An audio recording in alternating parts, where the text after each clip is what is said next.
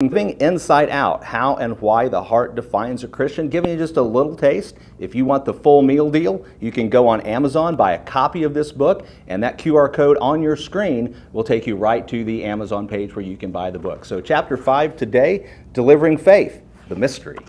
Well, faith is the last of the first section, and the first section looks at the heart. Love, humility, holiness, faith. Faith, though, faith summarizes all of them, just as all of them summarize faith. All of them are done by faith. But faith is the watchword of the Reformation. The just will live by faith. As for the proud, his heart is not right, but the just will live by faith. So we all know faith is foundational. You can't please God. Without faith, it's impossible to please God.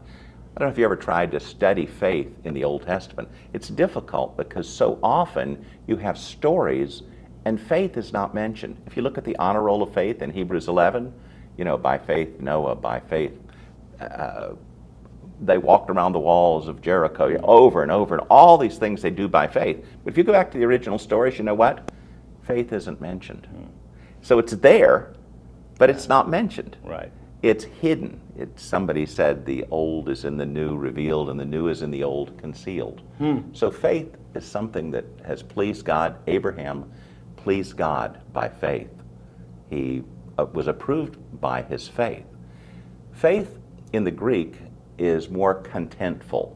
That is, we believe. If you confess with your mouth Jesus is Lord and believe in your heart that God raised him from the dead, you'll be saved. There's content to it.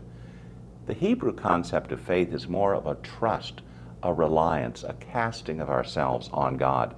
So if you trust in God, in the Greek, there's a content to our faith. In the Hebrew, there's a person to our faith. We trust in him.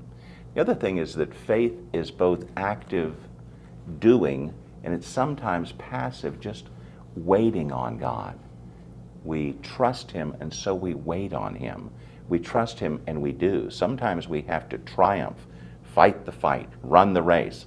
Other times we simply wait on the Lord. Faith is a quiet trust in the midst of the chaos. Not everybody in Hebrews 11 was triumphing. Some of them were getting their heads cut off. Right. Some were being thrown to lions, and they did that by faith.